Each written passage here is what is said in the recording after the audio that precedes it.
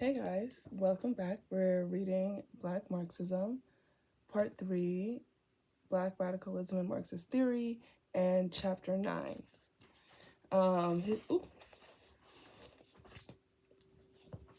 Okay, I've opened and closed this book so many times. The page came out.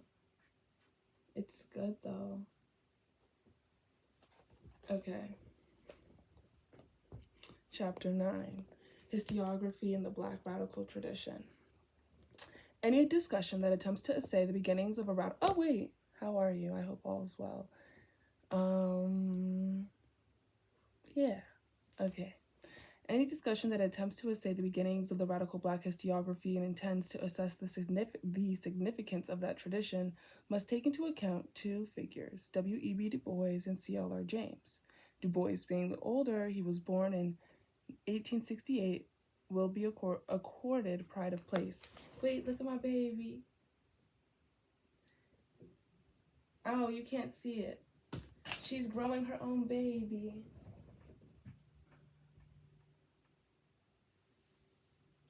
Do you see this? Oh, she's too far away. But it's her own baby. She's a baby within a baby. I'm like a great-grandmother. When we moved, she was in the back cutting up. I told her to put her seatbelt on. Her mom had her seatbelt on. She just... Anyways. I highly recommend The Souls of Black Folk by W.E.B. Du Bois. Really good book. I personally need to reread it. The first time I read it was when I entered into Howard. But it's really good. Really good, really good, really good. Yeah, okay.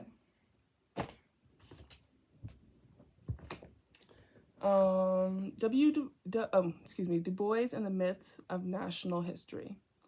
William Edward Burghardt Du Bois was one of the finest historians ever developed in the United States. The writing of history, though, was but one of his achievements. Though excruciatingly shy, he combined statesmanship and political activism with scholarship. In this way, he managed to influence the lives and thoughts of legions, and notwithstanding the rigors of research, he found the time to inaugurate the systematic development of Black studies. To found and edit for more than 20 years The Crisis, the most influential Black political journal of its time, to command the intellectual leadership of the American Black movement, to catalyze the development of Pan-Africanism, and at the end of his days to assume a role of leadership in the post-World War II peace movement. These, however, were merely the outlines of a complex life that extended over more than 90 years. He was not, though, an entirely benign figure, nor was his work consistently accorded the respect it was due. One might conclude that it was the multitude of Du Bois's activities that obscured his significance as a historian. But as we shall see, it was not his range that was the issue with his detractors. The opposition to Du Bois was grounded on deeper reservations, the recognition that his work had origins independent of the impulses of Western liberal and radical thought. Thus, when his contribution to the American historical tradition should have been celebrated by its historians and scholars, the reaction of the Academy was often vilification and neglect. And when he should have been recognized as one of the deans of radical historiography, in his seventh decade he became one of the two most sophisticated Marxist theorists in America. The orthodox and authorized intellectuals accused him of Marxian heresies, racial chauvinism, and flawed conceptualization. There were, however, much more historic reasons for the intolerance found towards Du Bois's work. These reasons can only be identified and understood by a review and analysis of the historical, intellectual, and ideological contexts from which they arose.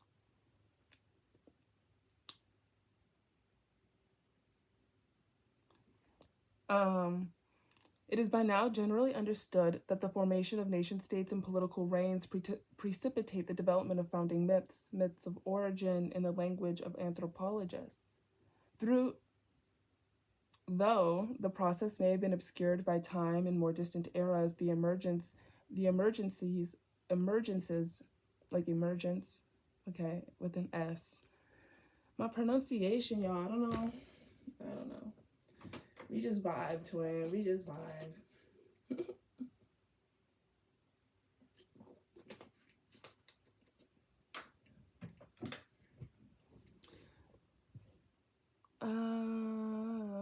The emergences of the bourgeoisies of the 18th and 19th centuries made it explicit. Their use of print and press, their appeals and seductions of the classes they wished to dominate, made the fabrication of national myths quite evident. These myths were to be recognized as the official instruments of class hegemony, national creeds, social ideologies, philosophical tenets, constitutions, and the like. Their function was to legitimate the social orders that had come into being. Like America, like it's going to talk about America, but it's like, think about like the colonists and like what they like the girl, just keep reading, right? It will be elaborated, obviously. These myths made the new order a necessary one, an inevitable and benevolent event. They indicated to the national populace that the strains of historical novelty, the insecurities and anxieties accompanying the break with established forms were temporary, that change was natural, organic, and right. Founding myths were substituted for history. Hold up. I can feel this stuff slipping, and it's gonna piss me off. Oh my god, one time I said, oh, see, if I just stop messing with it, oh.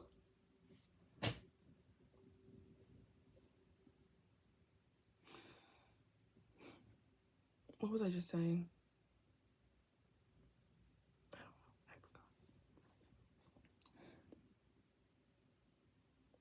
Founding myths were substituted for history, providing the appearance of historical narrative that would... Founding myths, were substituted for history, providing the appearance of historical narrative to what was in actuality part fact and part class-serving rationales. Endlessly elaborated, these myths were produced by the ideologues who identified with the dominant creed and depended on those classes in the society that possessed power and the capacities to extend social privilege. Dominant creed is typically like white supremacist or Anglo-Saxon, like stuff like that. The formation of the American state provided no exception. The American Constitution, the Declaration of Independence, the considerations raised in the Federalist Papers were all expressions of the interests and creed of the American bourgeoisie. Soon, they were to be augmented by the myths of the frontier, the paternal plantation, the competitive capitalism of the Yankee, the courage of the plainsman, and later supplemented by the tragedy of the war between the states, the rugged individual, and the excitement of the American Industrial Revolution, the generosity of the melting pot. I hate the melting pot. Personally, I hate the melting pot. I even wrote, do you see that picture? Wait, okay. You can see a salad bowl. I wrote this thing about salad bowls. Okay, not all the pictures on here are mine. Most of them are from kids that I would like work with, and they would give me something there, and I'd be like, oh my god, write your name. They'd be like, I want to give this to you, and so I keep it. I love kids, like, girl. So I put them up there, and I have a bunch of other ones too. If I had like a bigger board, I would put all of them up. But anyways, that one of the salad bowl is mine, and I wrote like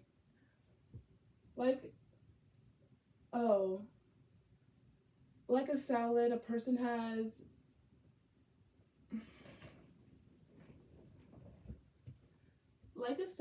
is created by the individual parts that make up a whole. Someone's culture, family, education, childhood, and personality are a few factors that create the whole picture.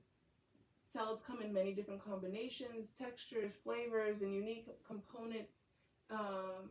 Unique components makes it hard to determine which salad is best. When they are all so different, blah, blah, blah, blah.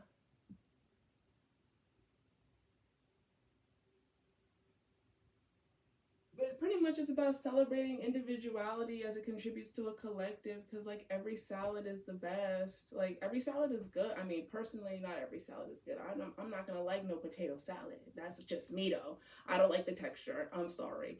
But anyways, just like one, celebrating the individual components of an individual, like, and like that uniqueness, and noticing how everyone has different tastes and whatever, and you don't have to remove who you are as a person, and talking about like culture or whatever.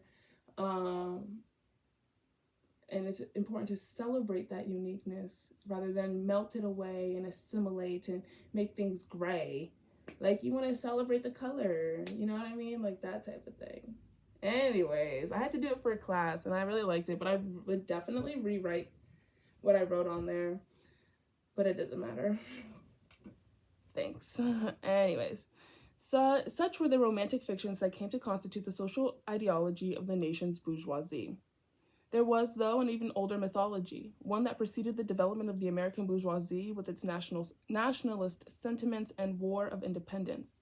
Colonialism in America have required a different rationale, the savage. Conveniently, as we have seen in the previous chapter, English colonialism had available to it the savagery of the Irish to draw upon. This is how we know about like race as a social construction, because it's like created by like people. Like there's no such thing really as race as we know it. Like people, the only race is like the human race. But the fact that like Irish people were the first Black people in terms of the discrimination and prejudice they received, and calling the savage, and then that being transferred over, stuff like that. It's really interesting to learn about that. It's kind of like, well, that's dumb. Let's move. Let's desocialize it. Let's, because we're all socialized within these constructs of like race, sex, gender, masculinity and femininity, like those, like patriarchy, classism, all these things. I need to stop rambling. The notion had traveled well. When the need was for labor, the Irish, the poor of the metropolitan cities, the African and the Native American were comfortably herded together under the notion of savagery. When the issue had been the expropriation of the lands of the natives, there was little cause to respect the claims of the savage or to comprehend their resistance as anything more than savagery. Oh, indeed, colonial thought expected quite the opposite. The colonists were the advanced civilization. Such societies proved their historical significance by the destruction or domination of savage and backwards peoples. And then you can see like a modern example right now with Palestine,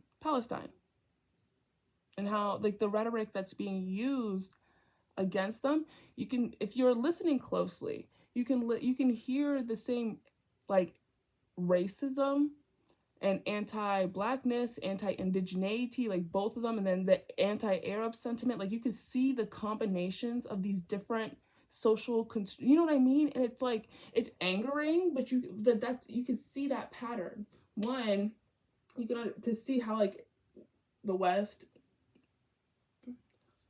but also it's like, girl, we're literally living in our history. Because why do you keep copying and pasting, but putting different information, like different, using different people? Like here in America, manifest destiny. Oh, God gave us this right to this land, blah blah blah blah. In Palestine, God gave us the right to the land. Which God? You know what I mean? Like, you know what it's just like, just seeing those patterns and whatever. It's really it's interesting to me. It's kind of sad. That's one thing about history, is that like the erasure of it, and then also the lack of like adequate or holistic information leads to the perpetuation of these repeating cycles, I guess. I mean, there's other things as well, obviously. But it's just like, oh, dang. But anyways, let's keep going. Eventually, of course, the ideologues of the pre-bourgeoisie and the bourgeoisie had fused as the systems of manufacturing, plantation slavery, and farming had closed together into an integrated national economy, sharing the exploitation of land, labor, and natural resources. The social ideology and historical consciousness of the ruling classes acquired two domestic enemies, the Indian and the Negro. And then I think this is also really interesting when like protests happen that are by like Black people and Indigenous people, well, it's typically responded with by police force. And then if it's like the KKK or white supremacists, they're like, it's okay. What do you mean it's okay? You know what I mean? Like, that's a threat. That's not even like, okay. In the early 19th century, the destruction of the native savage and the domination of the imported one became dual proofs of the superiority of the new nation. And once the Native American peoples became incapable of resistance, they were further transformed and trivialized, becoming the romantic residue of an archaic past, living museum pieces. And I think it's really interesting that Indigenous people are living on reservations or on their own land. And then on top of that, how like voter suppression, I'm like learning recently about voter suppression on Indigenous land. But you know how in history classes they would be like, oh, the Trail of Tears and this, that, and the third, but kind of like the language used is kind of like justifying it, like justifying the Trail of Tears, justifying taking people's land. And it's kind of like,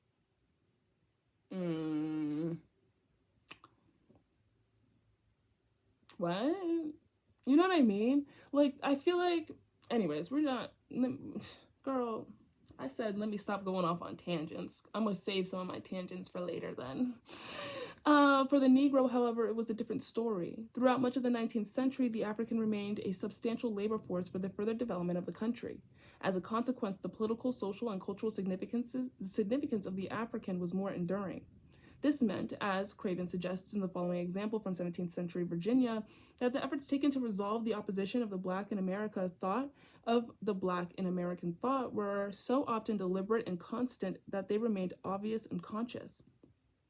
The crude humor with which shipmasters or purchasers drew upon ancient history or mythology for the names of Caesar, Hannibal, Nero, Jupiter, Pluto, or Minerva, the Primus and Secundus, who headed one list, and the use more than once of ape or monkey for a name records principally an all too prevalent attitude of the white towards the Black.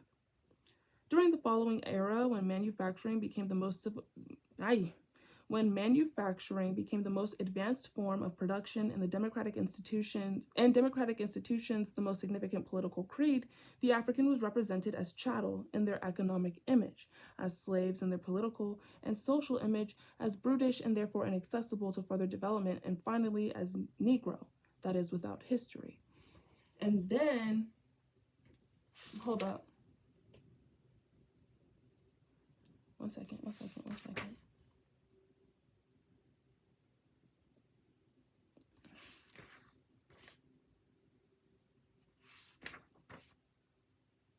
Okay. That is without history. That plays into... Where's that book? One second. Did I put it back?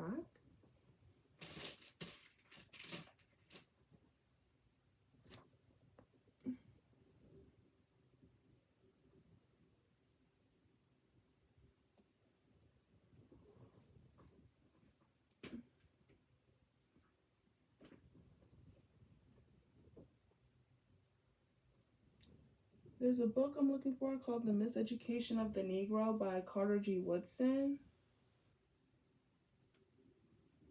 Where'd you go?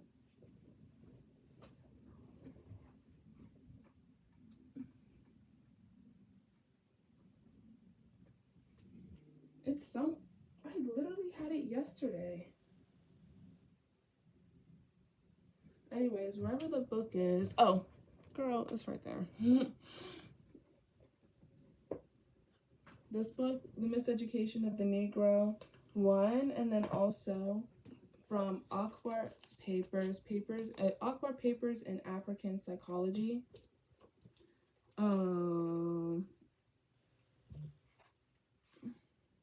My papa texted me. He's so cute. I made stuffed bell peppers, and stuffed bell peppers were like the first thing that my sisters and I learned how to make when we moved out here to Virginia to live with our grandparents. And so now I make them all the time for my family, because it's like I like doing things that are like, you know what I mean, like like that. I don't know. It just reminds me of like when we were kids with like my nana and my papa. And so I make it for my whole family, and it's really good. And it takes like 30 minutes to 45 minutes in totality without the cleaning. But it's so fun. I love it. It's so fun. And anyways, sorry.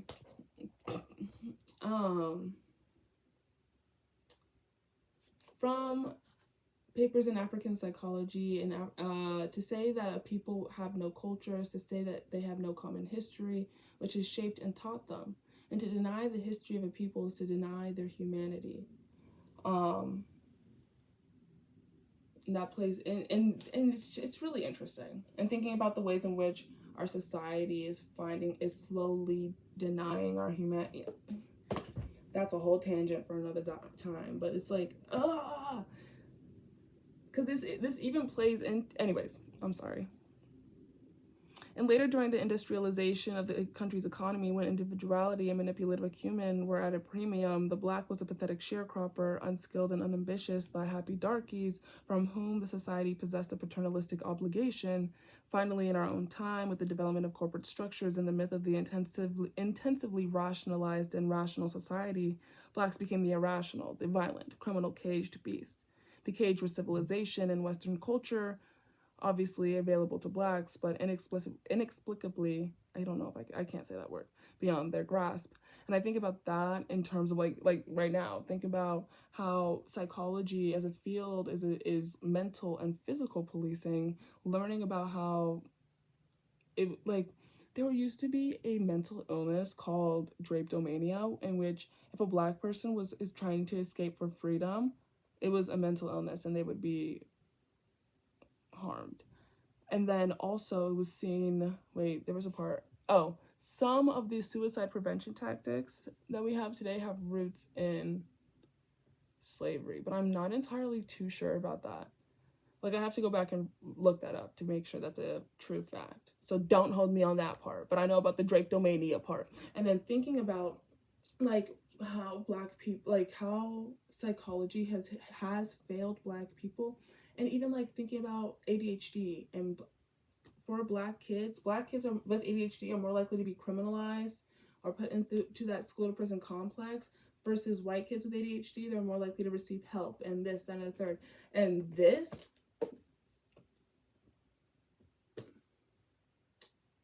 book. There's so many other books too, but oh my gosh, it's insane. Okay. Black historiography developed in opposition to the cloned thought and sensibility in American consciousness. This was not the intention, nor did I skip a part? No. Black historiography developed in opposition to this cloned thought and sensibility in American consciousness. This was not the intention, nor in its beginnings did it seem likely, since the first efforts at writing the history of the race had occurred some decades after the ending of the ennobling literature that accompanied the abolition movement. Like, you think about like Frederick Douglass. There's this woman. She was just in my head. I was just reading her name. I have to. Whatever. But yeah. Okay. With the emancipation signed, there was no longer a demand for historical excursions into the Negro's African past to substantiate their humanity and its irresistible degradation by slavery. The noble savage had ceased to have a function, but Reconstruction had rekindled the ideological attack on Black people. 60 years after the assault had been renewed, Du Bois was unhesitantly designate. 60 years after the assault had been removed, Du Bois would unhesitantly designate its source. The real frontal attack on Reconstruction, as interpreted by the leaders of national thought in 1870 and for some time thereafter, came from the universities, and particularly from Columbia and Johns Hopkins. And then with that, I think about, one, it was typically enslaved people that were building these universities, and then two, within these universities came like that scientific racism. It's insane.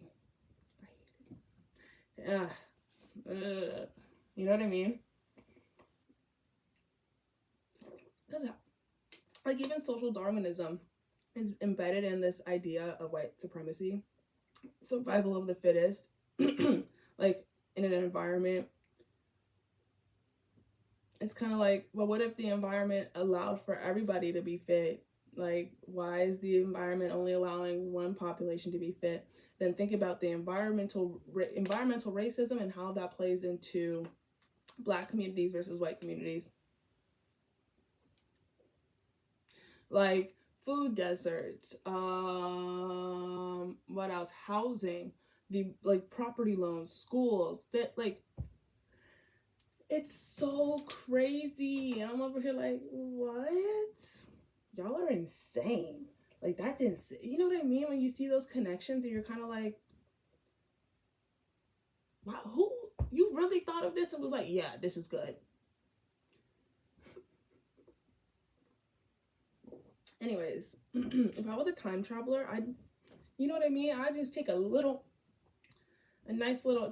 couple slaps to a couple people, a good amount of people actually. Would I rewrite history? If I was a time traveler, if I can go back to some historic moments, I don't know.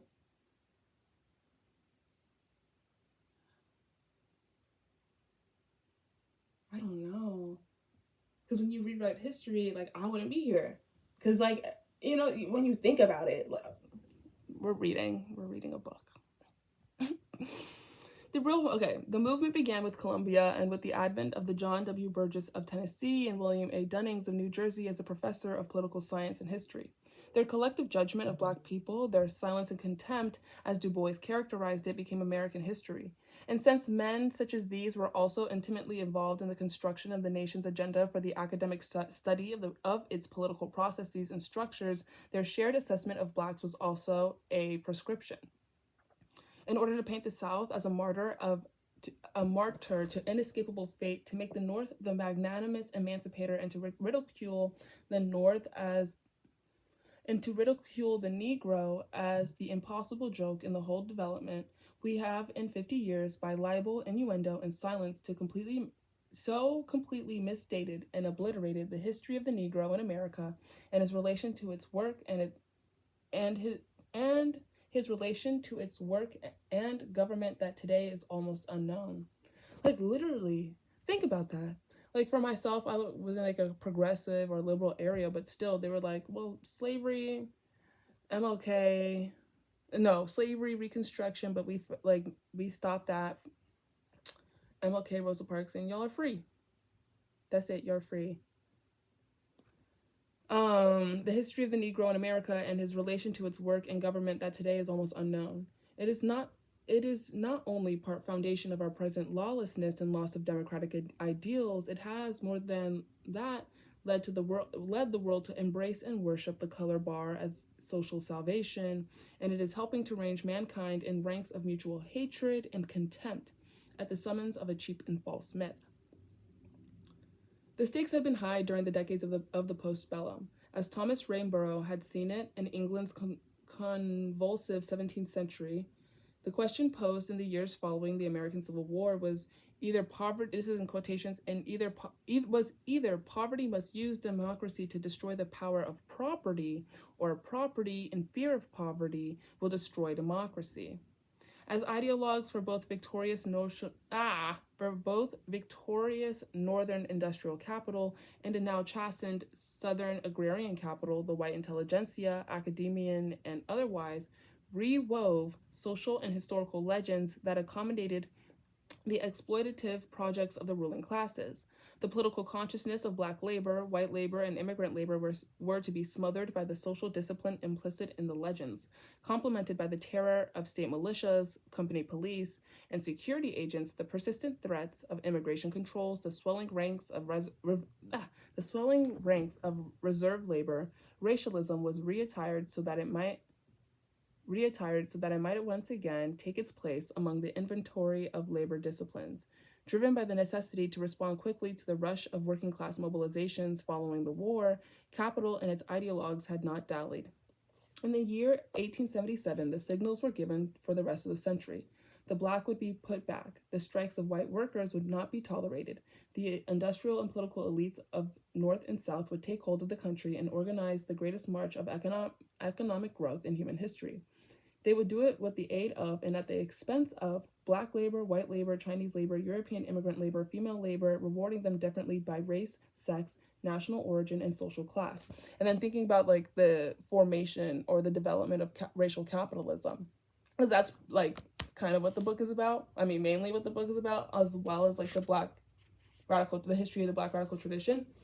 First, you had feudalism, and even then you had racism within feudalism, English, Irish, and then developing it. And then there was also other demographics, like I think it said what, Slavs.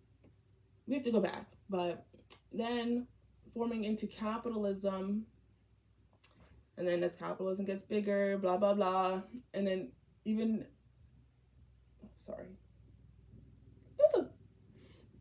let me finish this sentence. Them differently by race, sex, national origin, and social class, in such a way to create separate levels of oppression, a skillful terracing to stabilize the pyramid of wealth. Isn't that interesting to see how it's like, girl, capitalism is man-made. Like everything that we're seeing, like the construction of our world is man-made in the sense, I mean, yeah, but we'll keep going.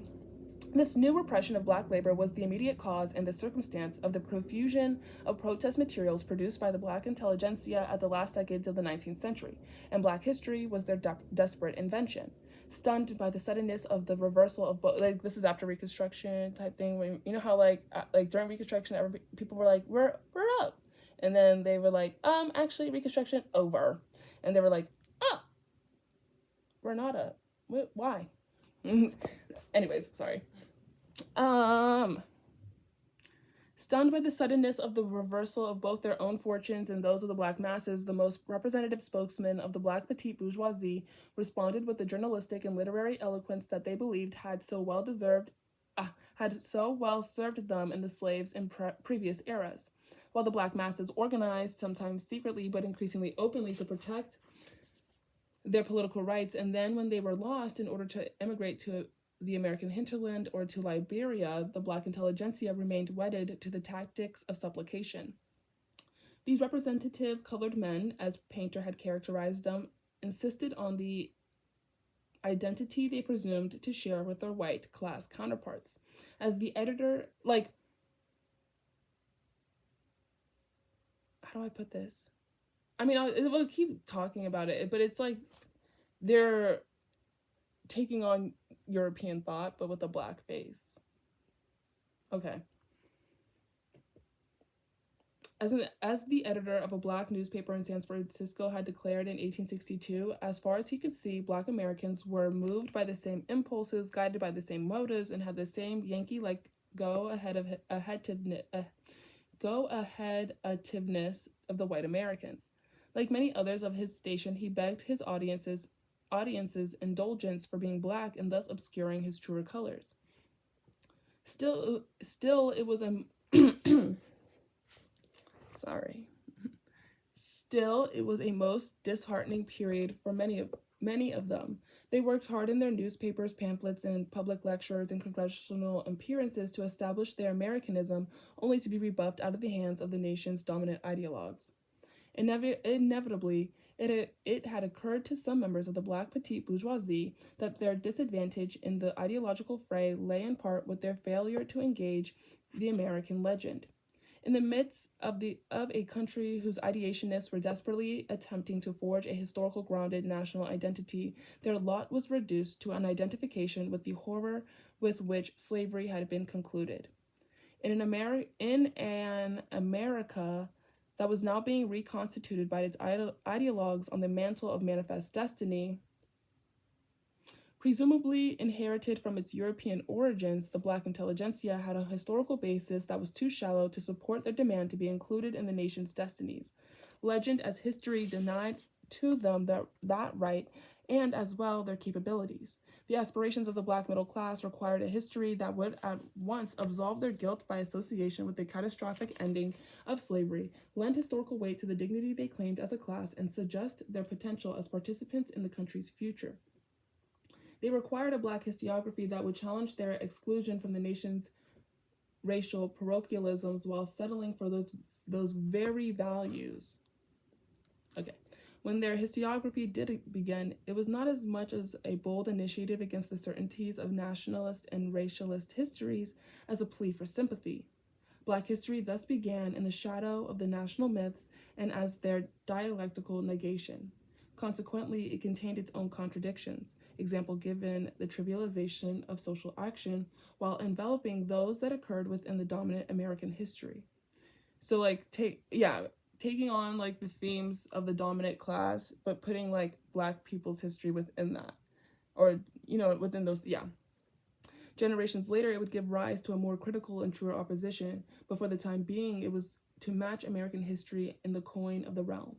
Monument for monument, civilization for civilization, great man for great man. George Washington Williams, the first of the major Afro-American historians, left no doubt about these concerns. In 1882, Williams had published his mammoth classic, A History of the Negro Race in America from 1619 to 1880. It consisted of 2 volumes, totaling almost 1,100 pages. One may have already surmised that despite his titular boundaries, William had not confined himself to the events that began in the 17th century. Indeed, like many of his contemporary spokesmen, he had found it appropriate to begin his search into the past by reviewing the role of Africans in the pre-Christian eras when Western civilization, owing its immediate stimulus to Egyptian culture, had been centered in the Mediterranean. The contrast between these eras, the apogee in William's mind of African development, and the centuries of Negro's enslavement that followed 2 millennia after, provided him with the opportunity to enunciate his beliefs. And then this is like the quote. Okay. The Negro's position, it is true in all history up to the present day has been accidental, incidental, and collateral. His brightest days were when history was an infant, and since he early turned from God, he has found the cold face of hate and the hurtful hand of the Caucasian against him. The Negro type is the result of degradation. It is nothing more than the lowest strata of the African race. His blood infected with the poison of his low habitation, his body shriveled by disease, his intellect veiled in pagan superstitions, the noblest yearnings of his soul strangled at birth by the savage passions of a nature abandoned to sensuality. The poor Negro of Africa deserves more our pity than our contempt. The confusion in William's thought was real. He wrote from both a puritanical perspective, with its echoes of God's election, but was as well mindful of the racialist nature of his people's degradation and oppression. But in the latter, he was again perversely diverted, since his resolve to write a true history of the Black man stemmed from his wish to incite the latter to a greater effort in the struggle for citizenship and manhood, while attacking the most extreme ideological forms of hatred of Blacks had assumed, in parentheses, Sons of Ham and the Curse of Canaan. And while denouncing the institution of slavery, he still demonstrated a certain ambivalence. Tacit,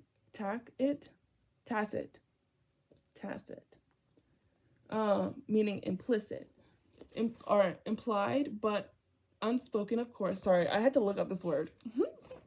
But implied, of course, was the notion that only a Black elite could realize the task of the Negro resurrection. By the last decades of the 19th century, the ideological construction of the Black petite bourgeoisie had achieved its maturity. The tendency of the Black intelligentsia towards an elitist consciousness of race, a synthesis of Eurocentric racism, and the preoccupation with imperial political forms had achieved its broadest and most articulated expression. The social and concomitant psychological and intellectual processes of the formation of a Black middle class begun in the 18th century, had by then obtained an extensive and objective configuration. No longer retarded by the political and economic structure of slavery and its hegemonic envelopments, freed from the moral compulsion of social identification with the Black peasantry and peons by the slaves' counterfeit freedom. That's really interesting. The ambitions of the Black petite bourgeoisie found realization realization in institutions consciously designed by themselves and sponsors for classes, maintenance, and augmentation. With their position as a broker stratum seemingly secured from above by a ruling class that preferred them increments of privilege while ruthlessly repressing mass black mobilization. You can see that now. Like, okay, I want to give an example. What's her name? Beyonce. Like, she a billionaire type. And don't get me wrong, I like her music. I'm trying to keep this one short because we're at 40 minutes and I'm almost done. But wait, yeah, I was saying Beyonce. She like used the Black radical tradition for like profit in her music, but she's not contributed to it. But she is more aligned with like the Black elite, right? But still working within that system of mass repression of Black mobilization, because she's like, let me just keep going because I'm at 40 minutes. But I had a whole thought about this. But anyways, but she's not middle class. Is she? No. Shh. We'll come back to that thought.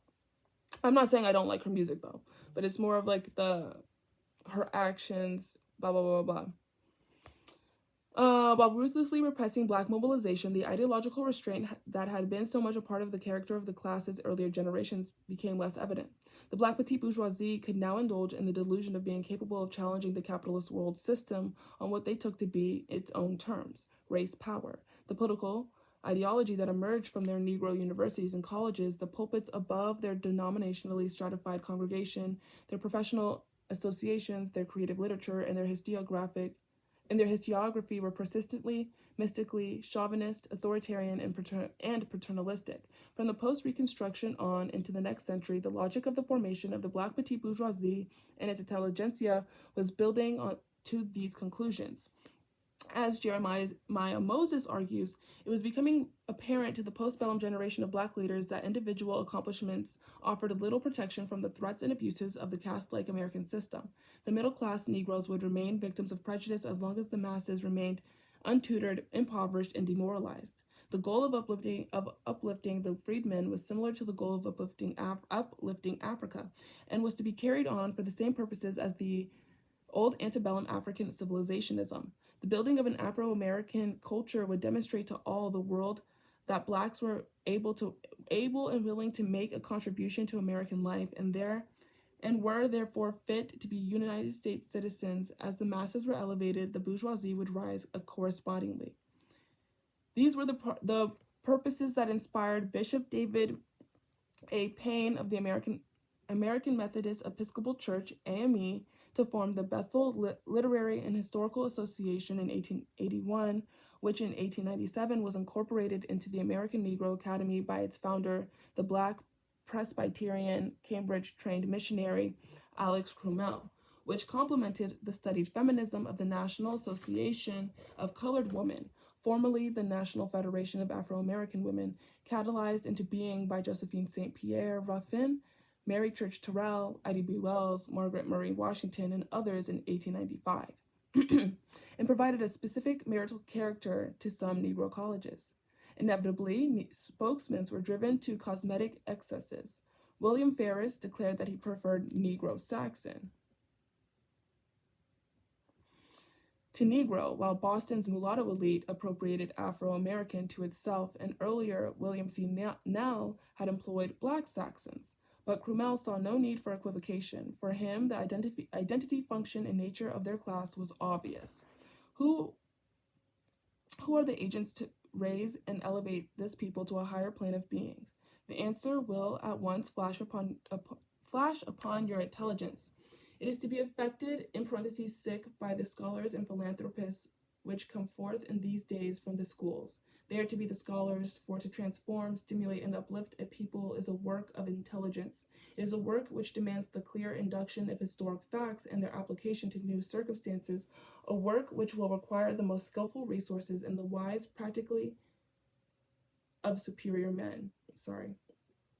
According to W.J. Moses, it was Crummell who initiated the synthesis of his class's interests into a coherent ideology, but it was others, I suggest, like George W. Williams and Carter G. Woodson, who codified into a historiographic expression negating the national legend.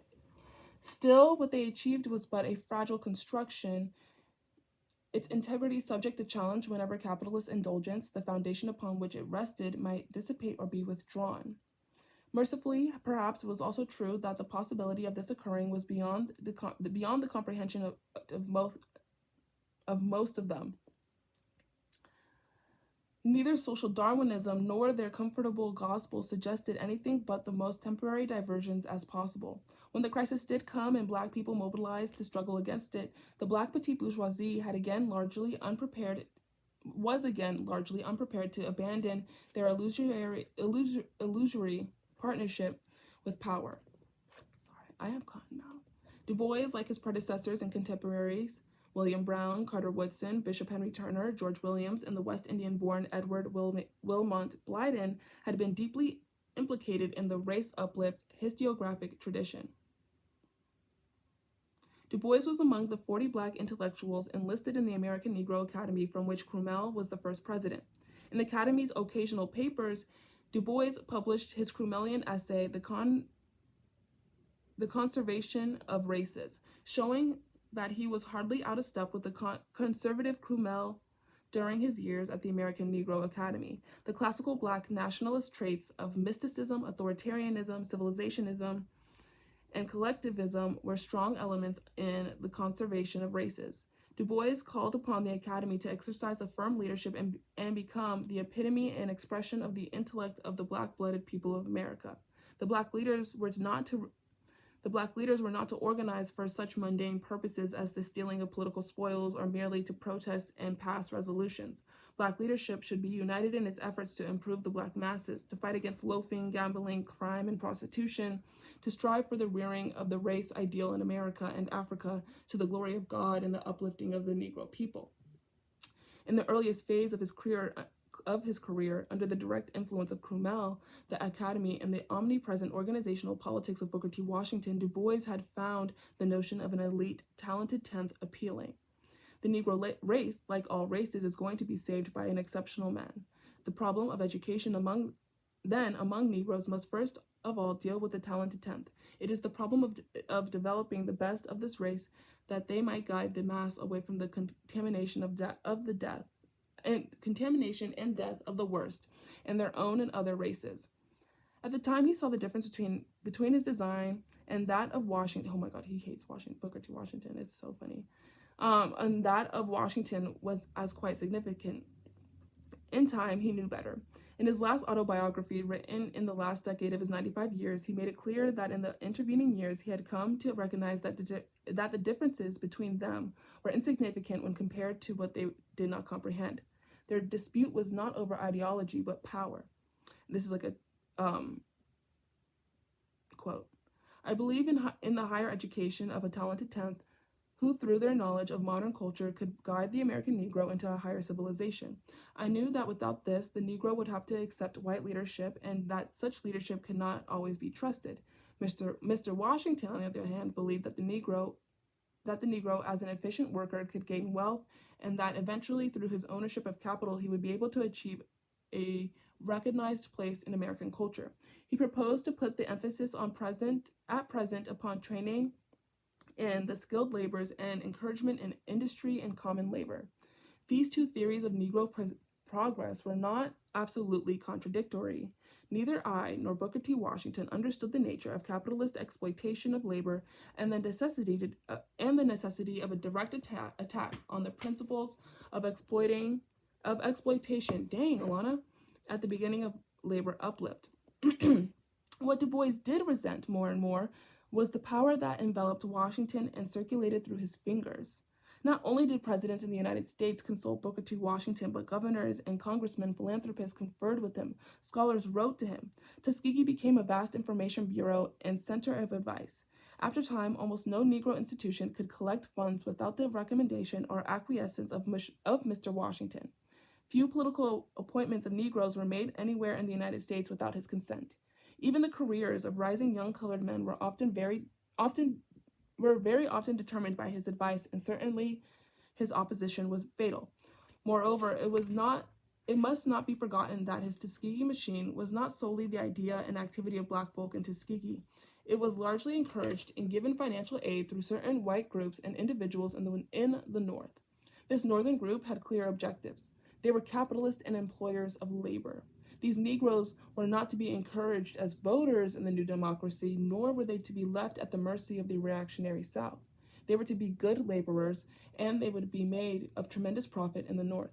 They could become a strong labor force, and properly guided, they would restrain the unbridled demands of white labor, born of the northern labor unions and now spreading in the South and encouraged by European socialism. You could think of like Tuskegee, Howard University, Hampton, I believe, was a part of this. What other schools?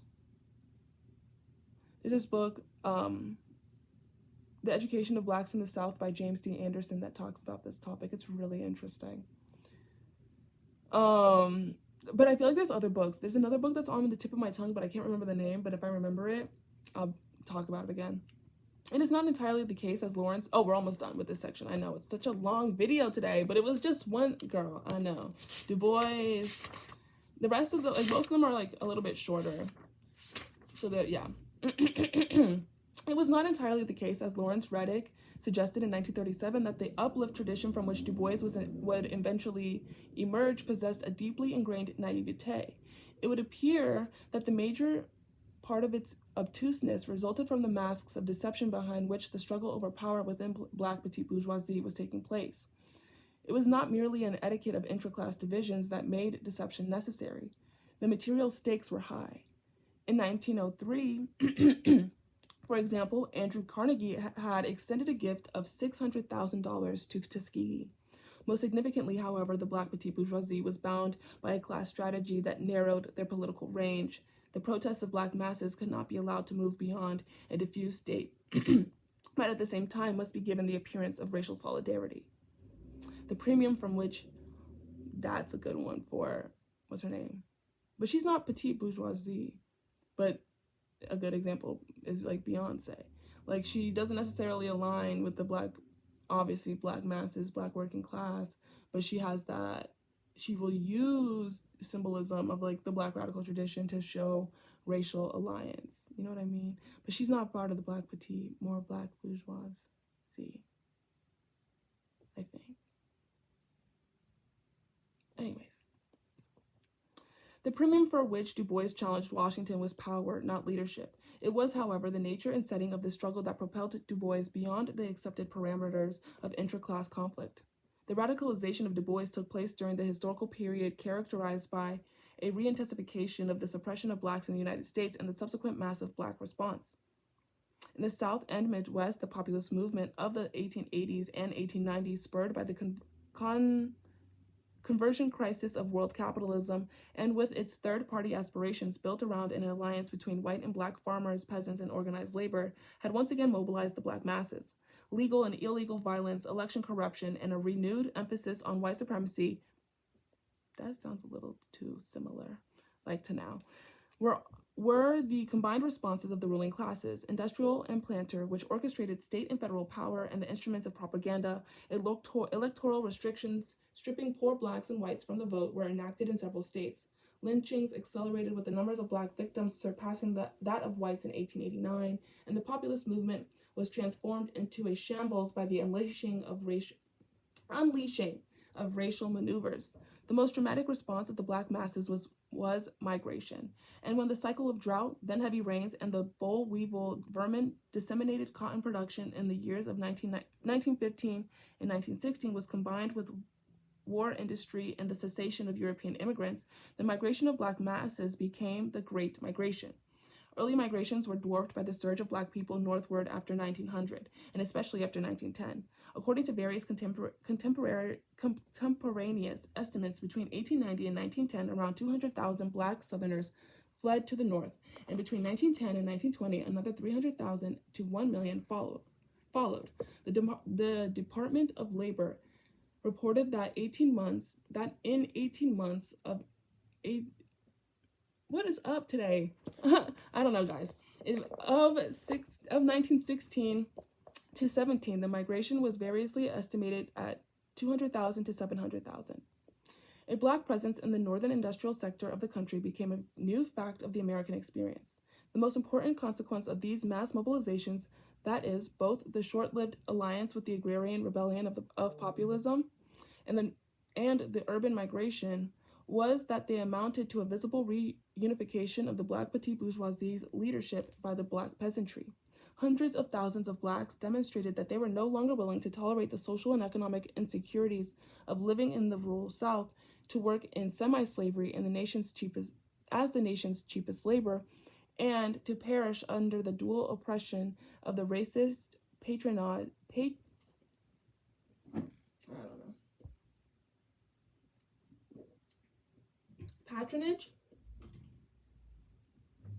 of the white Southern ruling class and the class opportunism of an ambitious and presumptuous black petite bourgeoisie. It was not surprising then that in these circumstances, such members of the black middle class should discover in this an occasion for renouncing those among them who dominated their class's political and historical vision. In the same act, these renegades were drawn into the orbit of the masses of blacks and the radical tradition. William Monroe Trotter, Du Bois's Harvard classmate, preceded him in this realization, and within the nexus of the Niagara movement, begun in 1905, certainly disciplined Du Bois in this new militancy.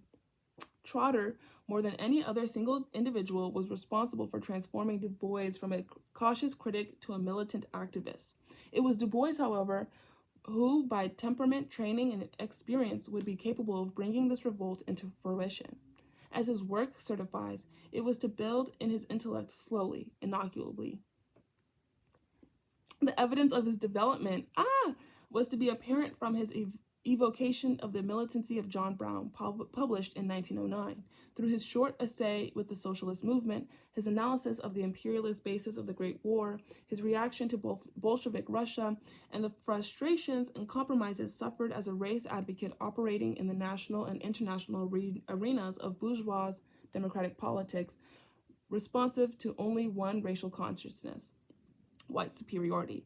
By the time the most profound crisis in the history of world capitalism occurred, Du Bois was consciously divorced from the legend as well as its permutations. Okay, thank you for being here. This was a long video, so I really appreciate you listening, and I hope you have a wonderful day. Okay, bye y'all.